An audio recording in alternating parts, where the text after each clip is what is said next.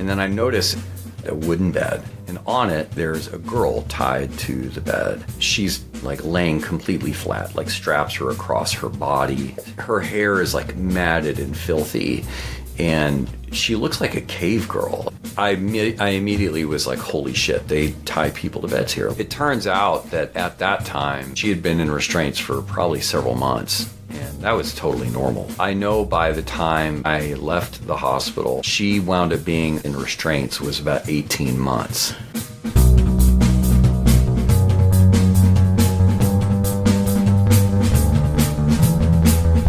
Hello, welcome to another episode of Bunny Hugs and Mental Health, a free safe space for people to share and learn from others' experiences with mental health and addictions. I'm Todd Rennebaum, suicide attempt survivor and in recovery of substance abuse. Thank you so much for tuning in to another episode. This week I'm speaking with Banning Lyon. Isn't that a cool name? Banning was, he's got quite the story. He grew up in a broken home. Oh man, it's a long story. It's actually a two-parter. Banning is an excellent storyteller, and he actually has a book called The Chair in the Valley, a memoir of trauma, healing, and the outdoors. So Banning had to spend some time in a psychiatric ward in the late 80s, I believe it was, but it was at a time where there was a lot of abuse, and he talks about that abuse. He talks about the circumstances of getting in there. He talks about coming out of there and the PTSD he had from actually being in a psychiatric hospital, which sounds counterintuitive, but that's the way it is, unfortunately. Please check the show notes.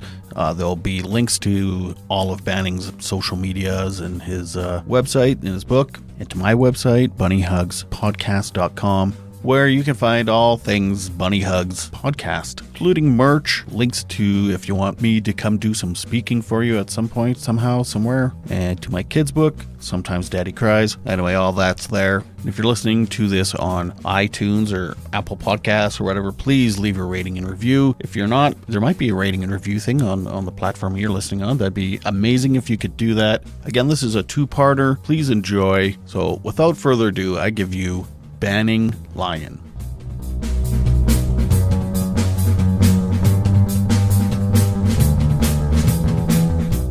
My story really begins with my growing up in Southern California. I had a really idyllic childhood. My dad was a pilot.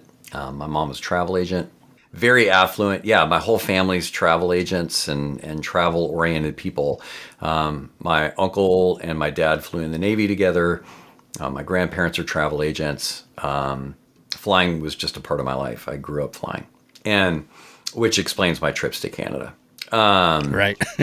And so I really lived a very, very privileged childhood until I was about 9 or 10, about 10. And 10's really the last birthday that I remember having what I would call a family. My parents got a divorce. I don't need to dive deeply into that, but it was very bitter. It was contentious. They would not speak to each other afterward. I came home one day from school. My dad was gone. That was like a day after him explaining what divorce was. And about a year passed until I even spoke to him again. He had moved to Salt Lake City, which was the hub for Western Airlines, which he was flying for. My mom basically had a nervous breakdown. She developed shingles. She was bedridden, kind of nonverbal. I kind of became what she called the man of the house. And I took care of myself. I mean, I was a 10-year-old taking care of myself. My older sister was probably 14 by that time. And we were not super close. So about a year or two passes. My dad is going to get remarried. He told me, do you want to meet this woman who's going to be your stepmom? So I flew to Salt Lake to meet her, and they ultimately wound up moving to Sonoma, California. I was born and raised in Southern California. I'd never been to Sonoma, and so Sonoma is Northern California?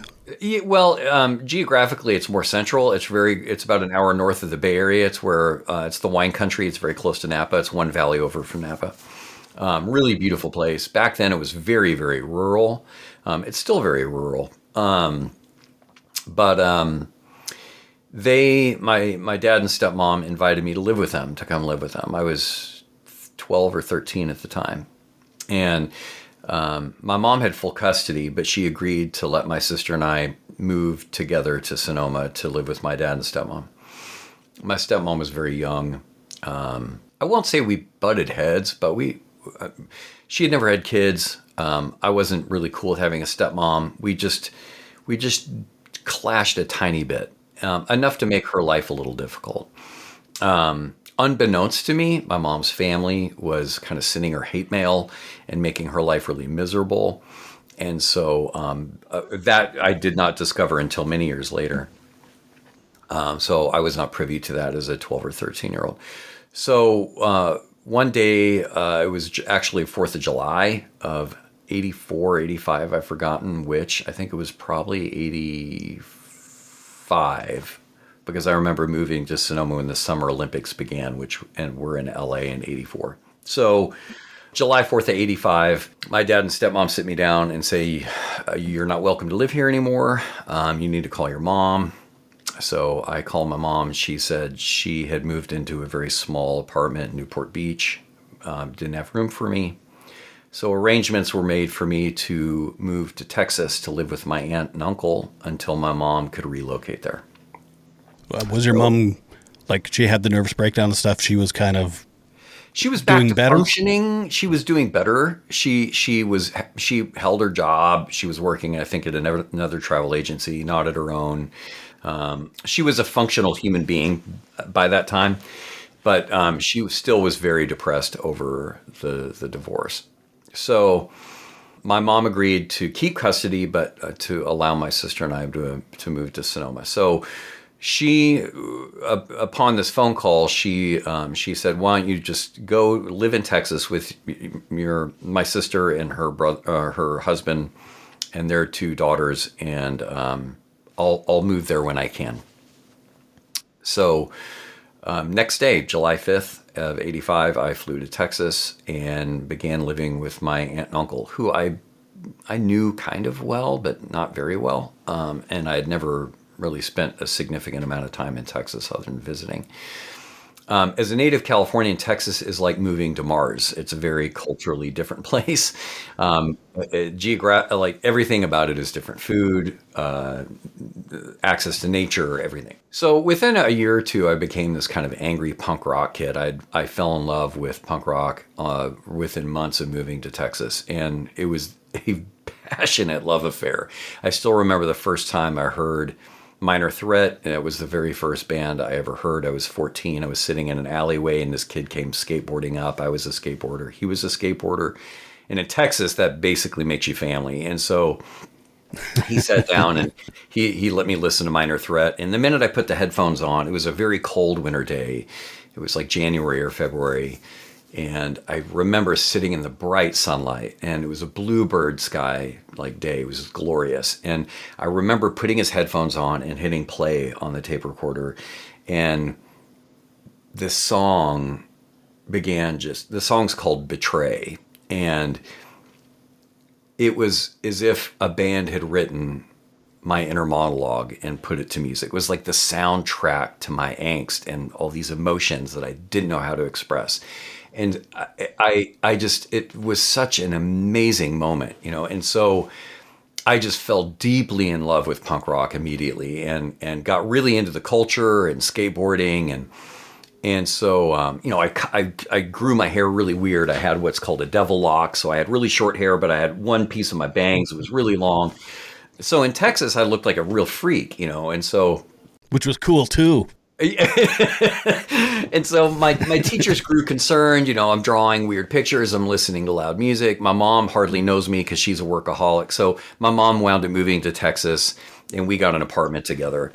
And so after living with the room above my aunt's garage, another aunt, for a while. So my mom and I are living together. I really never see my mom. I have almost no supervision. I'm 14. And so one day I had a handful of friends and a girlfriend at the time. And one of my best friends at the time, he was very different from me. He was kind of a stoner. He wasn't really into punk rock. He's more into like classic rock, like Zeppelin and stuff. He broke his skateboard, and skateboarding, at least at that age, was more fun with a friend. And so I was like, hey, I really have been wanting this new skateboard down the street at the bike shop. This place that was sold bikes also sold skateboards. So I was like, why don't we go to the bike shop after school? I'll buy a new board and I'll give you my old one. It was like this gesture of sort of altruism, but kind of selfishness, because it gave me this excuse to buy this board I've been lusting after. So it was and I wanted to skate with my buddy, so it wasn't entirely selfless. So I gave him my old beat up board, and I bought a mini Caballero, Pal Peralta mini Caballero. I've been lusting after this board for ages. And the next day I go to school, and my friend did not go to my school. He went to another school. And being 15 at that time, you go to junior high and everything is like rumors and games of telephone, like things get mangled as they pass from person to person to person to person. So throughout the day, people would say, hey, I heard you gave your skateboard away. I heard you gave your skateboard away. I'm like, yeah, I got a brand new one too. It was in my locker. And by the end of the day, the questions had grown almost sort of worried. People sounded worried, and that began to worry me. I'm like, what the hell's going on? Like, why are people, and it kind of was irritating. I'm like, why are so many people asking about me, and why do so many people seem worried? So I leave school that day, and I'm skating home. I live just less than a mile from school, and my school counselor, who I'd never spoken to, pulls up in a small little red car, and she rolls down the window as I'm standing at the street corner and says, hey, Banning, I need to talk to you about your skateboard. And I'm like, my first reaction was like, really? And then my second reaction was like, it was one of concern. Like, I suddenly was kind of worried. And so I was like, I bolted. I was like, nope, see you later. I'm going home. So I just skate home. And by the time I get home, which was 10 minutes later, my mom's car is out front, and she normally wouldn't get home for 2 or 3 more hours. So immediately alarm bells are going off. So I kind of slowly walk up to the front door, and as I open it, my mom sort of launches herself into the living room, and she's like, honey, is everything okay? That your school counselor called me and said you were thinking about killing yourself because you gave your skateboard away. And I'm like, no, I bought a brand new skateboard, and I'm actually gonna go meet my buddy right now to go skating. And so I was completely mystified by this whole reaction. And so she said, no, you can't do that. I set up an appointment for you to see your therapist. Now, she had introduced me to this therapist about maybe 5 or 6 months before.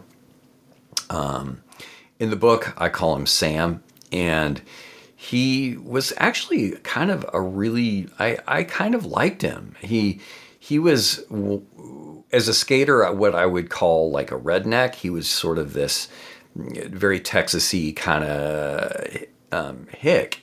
But I really was very fond of him. I mean, stereotypes have never bothered me. I'll be friends with anybody.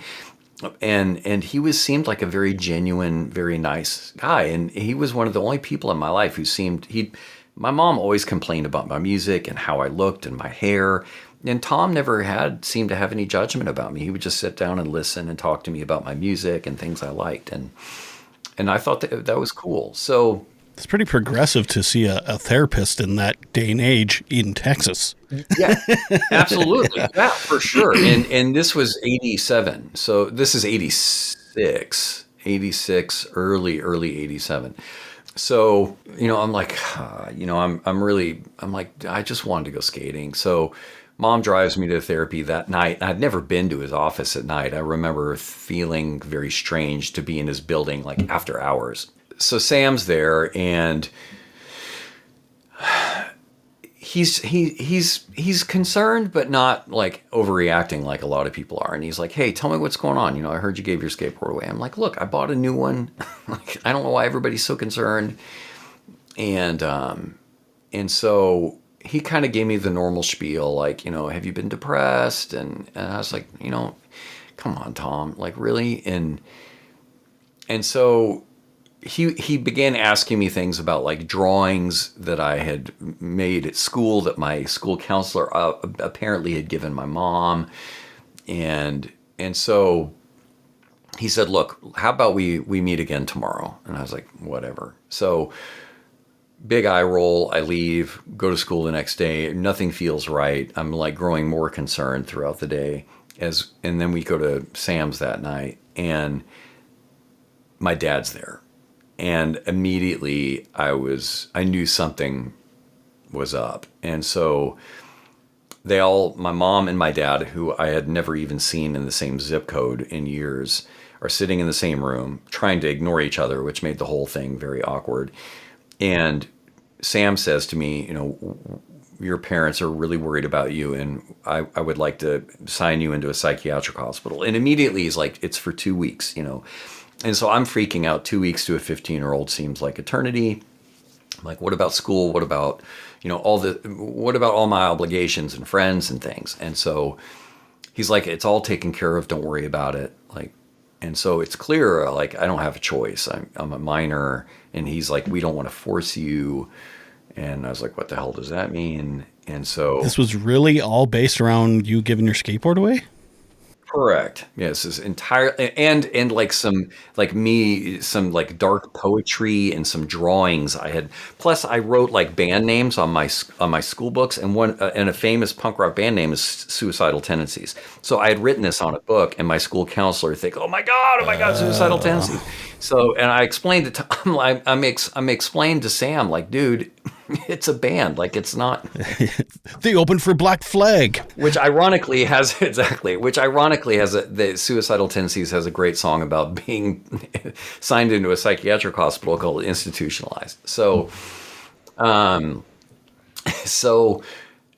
night they signed me into the hospital. I go there with my dad, and we talk outside, and they walk me into this place, and I remember the whole place was very dim and lit with fluorescent lights. And so I'm standing in this like intake office with this woman sitting behind a desk and my two parents, and there's like a stack of papers, and they're just signing my life away. And so they walk me to the front of a unit, and it has two doors, side by side. And then beyond them, inside, about the size of an elevator, like a freight elevator, or another set of doors, locked doors. And all four doors, both sets, both pairs, have this narrow window reinforced with wire, like security wire.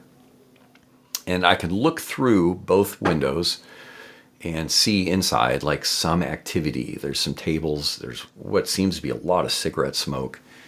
There's people playing cards at tables and stuff. So a staff member walks in to the elevator size space, lets the doors lock behind them, and then opens the doors inside. And then there's a person escorting me up to the doors as well, and they have a key, and they sort of unlock the doors. So this pair of staff workers gets me inside this unit, and it's filled with adults, and they're all like chain smoking and playing gin rummy, and there's a TV on, and it's really loud. And Sam, my therapist, walks into the nurse's station and immediately just kind of begins to make himself at home. And I remember watching that thinking, like, how does he know where everything is? Like, he clearly is familiar with this place. And that worried me immediately. I was like, oh, he's done this before. I remember thinking that, like, he's done this before. And so they gave me a tour of the unit, and I met this man who was going to be my roommate. It was an older man. I appeared to be the only teenager on the unit with the exception of another guy, and who was about my age. And without going into all the detail, I wound up being on that unit for a month. They told me I'd be there for 2 weeks. After 2 weeks, I kept, like, I'd have all my stuff waiting at the door, and I'd be like, I'm ready to go. And they're like, you're not ready to go. It's up to your doctor. And my doctor just kept saying, we're still running tests. And I had to take all these tests, like an MMPI and an IQ test and a Rorschach test. And And so That's like the ink blot test and all that stuff. yeah. And all these things, what do you see? Dried leaves, a bat, a mountain. And so Punk bands. yeah, exactly. So I go through all this battery of tests. I wait. Ironically, my appendix nearly ruptured while I was on that unit, so I had to be sent to a medical hospital next door. And I was in that medical facility for, I think, 2 to 3 days, and it was paradise. Like, I got to have my Walkman, I got to have visitors, I got to go outside, I had freedom. I was not in the psychiatric unit that I was on. We were not allowed to touch people. We were not allowed to hug people. We were not allowed to. Some people could have like private conversations because this was sort of an adult unit. So after a month, my doctor sat me down, and I had spoken to this guy, like, by the end of a month, I'd probably spoken to him maybe a dozen times. And by the end of it, this month, he sits me down and he says, we've gotten all the tests back, and we feel like you suffer from clinical depression and you're having a hard time making relationships. I remember he said, you're having a hard time making long-term relationships. I'm like, I've been here a month and the only people here are adults. Like, I don't, what the hell? Like, I would love to have some friends. Like, I keep asking to see my friends. And It took them a month of you being in there for them to come up with, I think you're depressed. Hey, and to a 15-year-old, I didn't know what depression felt like. I truly at that point in time don't think I was really depressed. And if I was, it was like a minor thing. It was not like deep, severe clinical depression. It was just like if somebody had asked me truly, like, how do you feel, like Sam, my therapist, I'd say, my life is, it's been kind of hard. It sucks, but things are kind of settling down now. I get to skateboard. I got a cool girlfriend. I got some friends. You're goth. And so, yeah, exactly. Yeah. So I'm like, I kind of knew my place in the world, and things were starting to sort of feel a little more normal. And now suddenly they're going to rip all these roots up. And so he says, we're going to transfer you to the long-term adolescent unit. Now, I had heard rumors of this place through the adults. I'd grown pretty close to a couple of the adults on the unit. And there were rumors of this long-term adolescent unit, and it sounded terrifying. I mean, there were rumors that people were there for 2 to 3 to 4 years. There were kids who had been tied to beds and wheelchairs. It sounded like, I had not seen the film at the time, but it sounded like One Flew Over the Cuckoo's Nest. Like, I imagine people swinging from chandeliers and stuff. So that scared you more than, because it must have been pretty scary being the only teenager in an adult unit. Yeah. I just want to hang out with other teenagers, and you're like, wait, that's my other option? That seems more scary. Correct. Yeah. Suddenly I was like, okay, I don't want to hang out with other teenagers. Like, I don't need that. And so, but he's like, look, you don't have a choice. And that was always they always came back to that. Like, we're the ones making decisions. Like, and I felt entirely powerless. I had no advocate. I had no power over my own well-being or say or anything. And so I felt really powerless and small and scared. And so I wound up being transferred to the long-term unit a couple days later, just a few days after I'd gotten back from the medical hospital with because I had to have an appendectomy. So I remember walking, again, just like I did with the initial unit, which was called Unit B, my assessment unit. I remember some staff members, they took my shoes, I had to walk in my socks across what we called the rotunda, because this place was shaped sort of like it had a central hub with wings coming off of it like an asterisk. And so they walked me across the rotunda, kind of at a slight angle, and we walk up to these doors, and I'm terrified. All I know is I don't want to go into this place, and I'm going to be here a while, like a real long while. So we walk up to the doors, and when I looked through the windows that were very similar to Unit B's windows, there was nothing. There was just a long hallway. And I think I saw a couple chairs in it. But all the smoke and activity was gone. It looked empty. The unit looked abandoned. And so I suddenly had the sense of kind of foreboding. So a guy starts walking toward the doors to unlock them from the inside, very much like the first unit. And they sort of turn over custody of me, give me to this guy, and he takes me into the elevator chamber. The doors lock behind me, and you can hear magnetic doors click, and then, the lock disengages or engages. And so the lock behind me clicks, and then, I'm standing there with this total stranger, this guy who's probably in his late 20s, early 30s. Doors in front of me unlock, and he opens them. And I walk onto this unit. It's a long hallway, lined with doorways on the right. And on the left is like a big opening for a room, like a living room, what they called the day room. And then one or two doors on the left down the hallway. So we start walking.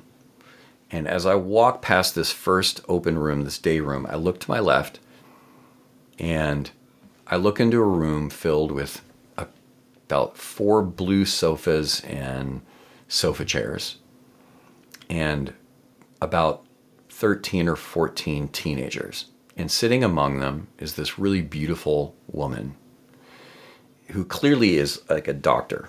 And then there's a couple staff members.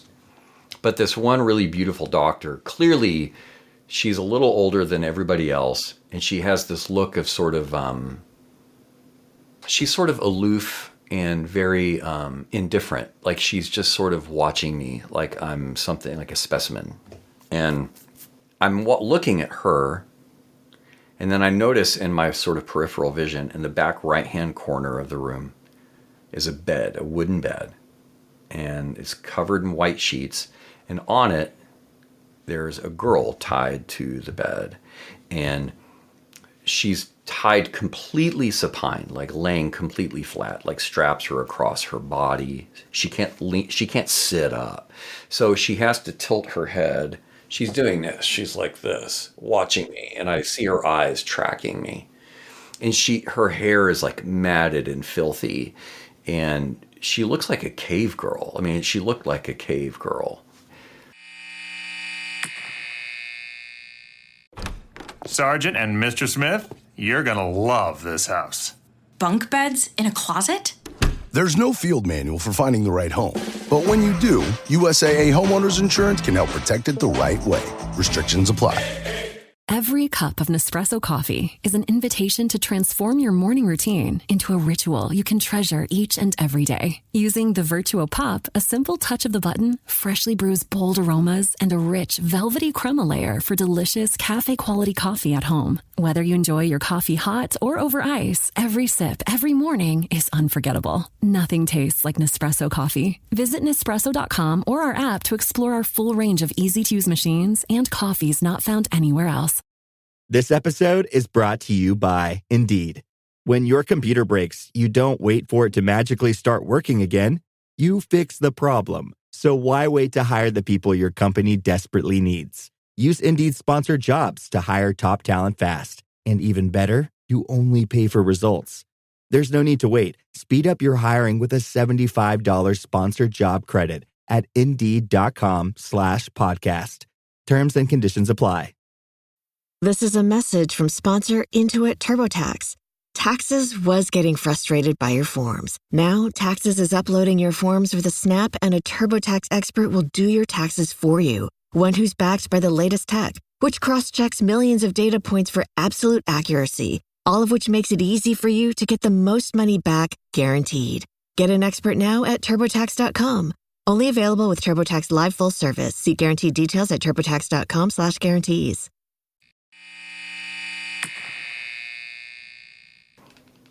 I immediately was like, holy shit, they tie people to beds here. Like, that's not a rumor. And I just felt, I felt sort of disembodied. Like I just began to sort of panic, but I couldn't react. So I was short of breath, and I felt really nauseated. And so I walk into my room on the right as the staff member escorts me in.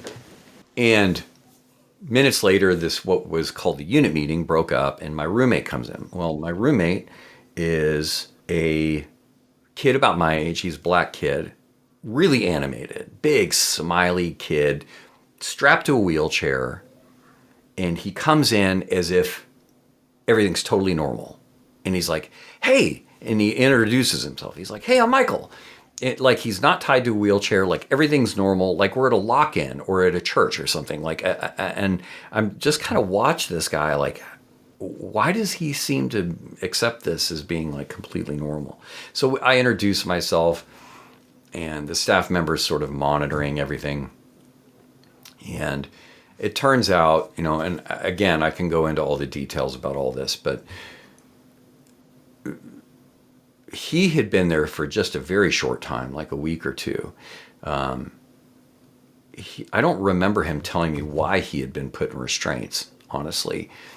I remember asking him that evening why that girl was in bed restraints and how long she had been in. And he's like, I don't know. She's been in there a long time, And it turns out that at that time, she had been in restraints for probably several months. And that was totally normal, like totally normal. And I know by the time I left the hospital, and I wouldn't leave the hospital for another 11 months, she wound up being, I think her longest stay nonstop in restraints was about 18 months. Now, that's 18 months of no baths, no showers, no privacy. You sleep in a bed in a hallway that's lit with fluorescent lights. You have no private conversations. You have no hugs.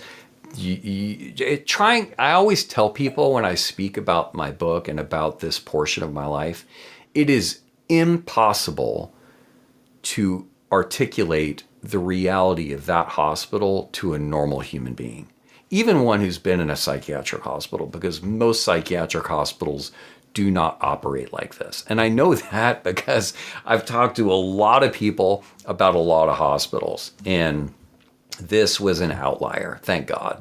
But there are some that are similar, and I think there probably are some that were worse or still are worse. Like I remember that whole thing with Geraldo. Yeah. Okay. Yeah, exactly. Yeah, and I mean that was. It was shortly after that they started like closing these hospitals down, and exactly, and that was right around the same time as the era that I was like kind of involved in. Right. So to skim over as much of the hospital as I can, I wound up being on that unit for 11 months. I did not go outside for I think about 5 months. I initially was put, so one of the first rules on the unit that I can recall, we weren't allowed within 6 feet of other people. We could not have private conversations. We could not touch anybody. There were lots of precautions that they had acronyms for, like SPs, CPs, and EPs. So elopement precautions was people who might run away. CPs were combative precautions, people who might be physically violent. SPs were suicide precautions. And they put me on SPs because I gave my skateboard away. And so they'd take your shoelaces away. You weren't allowed to have pencils and pens. You had to write with crayons and things like that. So one of the rules in the hospital was we had to close the door to our room whenever no one was in there. I could not get this through my 15-year-old head. I do not know why, but I could not absorb that kernel of knowledge at the age of 15. I kept leaving my door open. And my rationale was it doesn't make sense. Like, it's safer to leave the doors open so you can see if somebody's hiding in the room or something. I don't know why, but that's how I rationalized it. Anyway, it was infuriating to the staff and the doctors. It drove them nuts. And so I was given with each infraction, I was given what they called a 30-minute chair, which means I had to sit on a chair in the hallway and feet flat on the floor, hands on my lap for 30 minutes and think about why I couldn't remember to close the door. That was the rationale. Think about why you can't do this for 30 minutes. That should help your depression. Right. Yeah, absolutely. And so great cure for depression. Fantastic. Wow. Sit here, stay still, don't talk to anybody, and think about why you can't close the door. So I got so many 30-minute chairs. I got, within days, I became famous for them. And so within about a week or two of my being on the unit, every Saturday or Sunday, I've forgotten which one, I think it was Saturday, they had this meeting that they called a Cardex meeting. And I never understood why they called it a Cardex meeting. But on Saturdays were a Cardex meeting, where it was the Cardex meeting. And with it came the giving and revoking of privileges. So if you wanted something, you could ask for that thing. Like, I want to go on pass. I want to go outside. I want to not be strapped to a bed. Yeah, exactly. I want my Walkman. I want to be able to listen to music. I want my Walkman. My first week, I asked for everything. Every week, I would just ask for everything. I basically was like, I want to leave and I want all my privileges back. And every week, I got stuff taken away. So within 2 weeks, they sat me down on it during the Cardex meeting and said, we're putting you on indefinite chair because you keep getting 30-minute chairs. So indefinite chair means any activity like art therapy, recreational therapy, or occupational therapy, I was not allowed to go. I had to sit chair during that time. Any free time that we had to play board games or listen to music, I had to sit chair. Any time at all that was not therapy focused, I could not go to. And so I wound up sitting on a chair. Could you watch the events going on, though, from the chair? Yes, but that was, I could hear them because of where I sat in the hallway. I couldn't see them. And so you could hear people having fun and stuff, and you're sitting there. Oh, yeah, it was worse. It was way worse. God. And so, yeah, I could hear them playing board games and laughing and stuff, and I'm totally alone, And so I wound up sitting chair for several hours a day. And so they can't give you 30-minute chairs because you're on indefinite chair. So when you're on indefinite chair, when you do something wrong, they give you what they call a test mark. And so I kept getting test marks. And that was for like laughing with somebody else who's sitting chair in the hallway or goofing off, what they called acting out.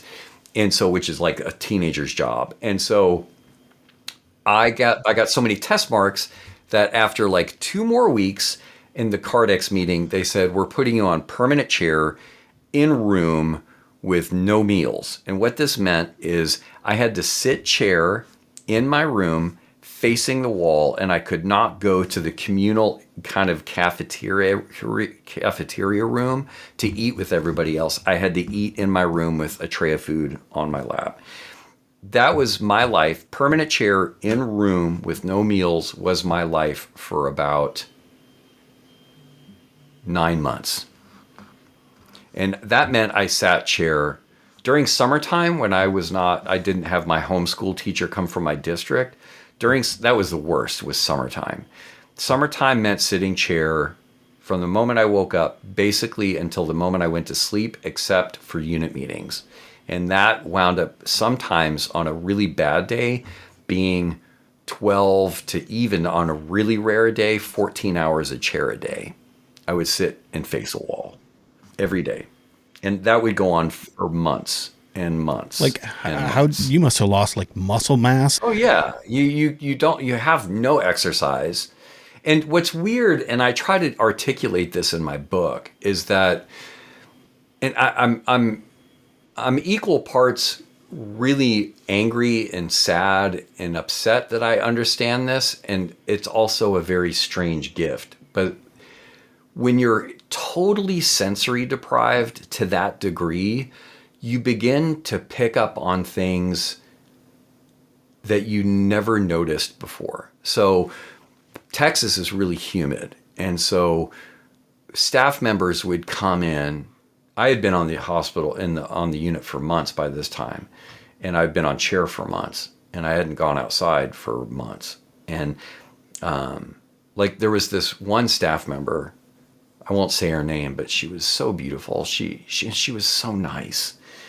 Because she was so. Take a step back. most staff members were just employees who worked there for money. Every once in a while, a staff member would work temporarily on the unit to finish like college credits or something. Those employees, those staff members were always very different because you could see them walk on the unit and you could see this sort of veiled disbelief that they weren't allowed to sort of show. And they always were a little nicer than everybody else. They wouldn't provoke us. They wouldn't constantly prod us. They would just sort of be normal people, which to us felt like incredibly kind. And so this woman was one of those people. She was very young. She was, for the most part, very nice, very quiet. She had like porcelain skin and this perfectly cut like red bob cut. And she wore bright red lipstick and she had like huge green eyes. She was so nice. I was so like smitten with her, not just because she was pretty, but because she was kind. Like she wasn't cruel. Like basically, if you weren't cruel, you were kind. Right. And so she was kind because she was never mean to us. And so I remember she would walk on the unit and I could smell like her shampoo or a little whiff of perfume from 20, 30 feet away. And you could smell staff members when they came in and tell if it was humid outside because of how they smelled. Like their clothes would have this sort of damp, sweaty smell. You could smell when it was raining outside because the smell of the rain would somehow get into the air conditioner, and that fresh earth rainy smell, every once in a while you could get just a whiff of it in the central air conditioning. Oh, you had air conditioning? Oh man, that sounds nice. What are you complaining about? No, I'm kidding. No, dude, you had food and air conditioning. Why complain? Hot chick stopping by? we had window units, and some people would run their window units all the time, and you could smell the air coming out of other people's rooms, and you could smell that rain and moisture in it.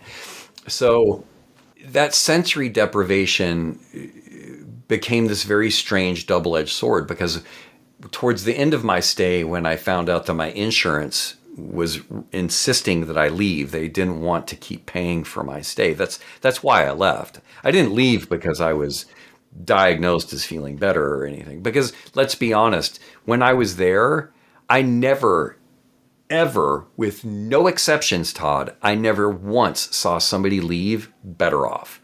Everybody left there a wreck.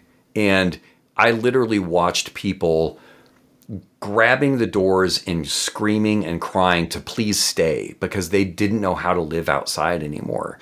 You lose the ability to understand like normal socializing, like people speaking over each other or people raising their voice or the sort of sensory saturation of living outdoors, the colors, the sounds, the noise. When you live in a controlled, very quiet environment, the outside world begins to feel really frightening. I was only in there for 2 weeks, and I went twice on day pass or whatever it was, or not a day. It's not the day, but it's like I get to go out, and both times I was like, I have to go back. The one time I was with my family, I'm just like, take me back now. This is and crazy. That's how the end of my stay was. Towards the end of my stay, I wound up feeling really ashamed because I just wanted to go back and be on my chair. Because that was the only place that felt safe for me anymore. It was like, you ever seen an indoor cat that lives indoors and they'll poke their head outside like a sliding glass door, and they're like, man, I don't want any of that. Or they get outside and they freeze. They're like, the world is too big. That's what I felt like. I felt like an indoor cat that had been forced to be outside. And so leaving the hospital was in many ways, as excited as I was to be free again and get to listen to music and do things and skateboard. Your new skateboard's just been sitting there the whole time. Right. It's collecting dust. Come on. And so I was actually in many ways very frightened. And so my insurance company agreed with my doctor's recommendation to send me to a halfway house for 6 months as a way to sort of transition into what we call the real world. And the halfway house was a lovely, wonderful, awesome experience. As a 16-year-old living in a co-ed halfway house with a bunch of cool people, one staff member, you're all doing your own grocery shopping. Every week we would do our own grocery shopping. We would do our own laundry. We were responsible for getting ourselves to school. Some of us had jobs. It was like living with your best friends. But not only that, all of us had been through the system. Like all of us knew what it was like to be probably from a broken home or to deal with substance abuse, and to be shoved through a bunch of psychiatric hospitals like a sausage grinder and then come out of it and not know what to do with your life because you don't feel normal anymore. And the rest of the world certainly isn't going to think you're normal anymore because you've been through these places, you know. And so you have the stigma hanging over your head.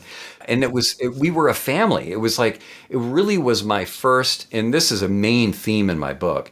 It was my first chosen family. It was the first family in my life I had that was not my family. And I loved them. I still have never been able to hunt down anybody from the halfway house. And I would love to because they are all sort of my family.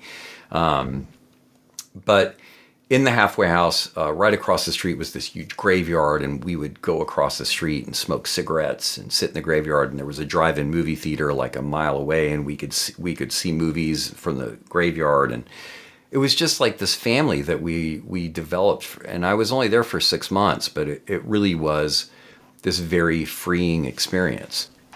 For a stickler for details, I'm assuming you remember one of the movies that you saw. Oh yeah, for sure. They always showed The Shining. The Shining. I don't know why. That's amazing. But the drive-in movie theater had this drive-in movie theater was famous in Dallas because they actually showed porn on a drive-in movie theater screen, and you could see it from the highway. And so they got in a lot of trouble for this. So I would say 50% of what we watched in the graveyard was porn, and a good 20 or 30% was The Shining, and then every once in a while they would have some other film. So yeah, I mean it was like old 60s, 70s porn. You know, it was ridiculous. And so we would sit back there and laugh and smoke cigarettes and watch all this. So kids that just came out of the psychiatric ward, they're watching porn and The Shining in a graveyard. Yeah, it was great. I loved it. It was, and I really tried to portray that in the book. I wanted people to feel my sort of fondness. As short as those chapters, that portion of the book is, I wanted people to sense the sort of gratitude and appreciation I had for that place.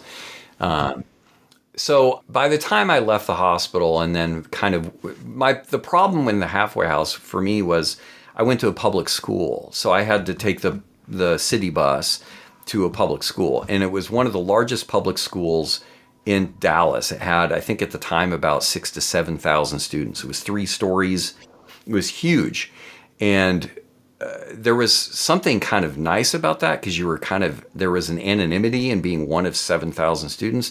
But at the same time, it was super overwhelming because it was like passing classes was like trying to navigate a ball game, like going to a stadium. Yeah, it sounds like a university campus. Exactly, it was. It was like a university. And one of the problems for me was like there was this girl in my art class who clearly had a crush on me, and I had a crush on her too. But I was like, how do I? Hey, do you want to come and hang out in the graveyard with me and my friends at the halfway house and watch The Shining or porn? Like, I had no place to take this person and spend time with them privately. Like, I couldn't develop a real relationship with them outside of school because of my background. Wait, so your other girlfriend broke up with you? Oh, that was like, dude, I was 15. I mean, no, she didn't wait. Wait for me. It just ended. When I got out of the hospital, my mom had moved to a different town intentionally because she didn't want me seeing a lot of my old friends. So I honestly didn't really reconnect with a lot of the people I knew before the hospital until many years later.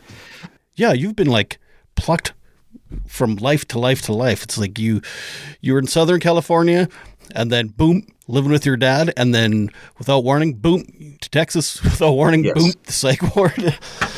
Yes. Wow. And then it kept continuing for a long time in my life. And so, Sorry, one more question before Yeah. we continue. Did your parents ever visit you when you were in these places? my mom came to see me almost every week. And my mom saw me pretty regularly. My dad came to see me twice. He came to see me when my appendix ruptured, or almost ruptured, when I had my appendectomy.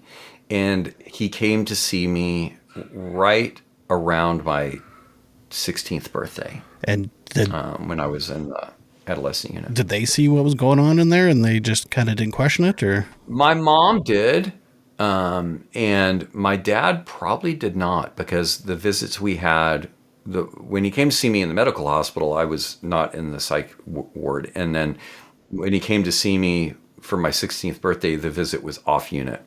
My mom did come on the unit, and she would see a lot of these kids tied up and stuff. And I didn't know this until years later, but after every visit, all the parents were taken to like a debriefing meeting. And a lot of the parents would ask, like, why are these kids tied up?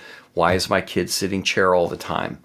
Why can't they go outside? Why can't they have hugs? Whatever, and some parents would even threaten to take their kids out. And my mom had, and my mom said, I want to take Banning out of the hospital. And she told me on multiple occasions that the doctor said, if you pull your son out, he will probably commit suicide. Fuck. Like, what parent in their right mind, and I'm a father now, like, if I'm, many years later, I had and this was a crucial portion of a scene in the book for me to write, because I really wanted to clarify this for the reader. Many years later, my dad, when I first reconnected with my dad, because I didn't see my dad for like almost 25, 26 years. When I finally got the full story from him about the hospital and how everything went down, he said, I'll never forget him telling me this. He said, I told your doctor that I have to trust them the way my passengers trust me, because my dad was a pilot. That when they get on a plane, they put their lives in my hands, and they're entrusting me to know what I'm doing and to do the best for them. And as a pilot, I have to trust you as a psychiatrist. I have to trust your word that my son is depressed, and that the treatment that you're giving him is what is best for him. I have to trust you the same way my passengers trust me. And so when a psychiatrist or psychologist is telling a parent, look, if you pull your kid out of here, they might kill themselves, what are you going to do? Like, I'm a dad now. And so I can't even fathom the sort of fear and terror and stress, and just even thinking about it like brings tears to my eyes. Like, I would never want to go through that with my daughter. And I'm sorry that my mom had to go through that. It must have been absolute torture. And I used to tell her that. I'm like, I'm sorry, Mom. I'm sorry they did that. But that was one of the motivations for her never pulling me out, was these professionals who knew what they were talking about were telling her, like, do not do this. Leave him here.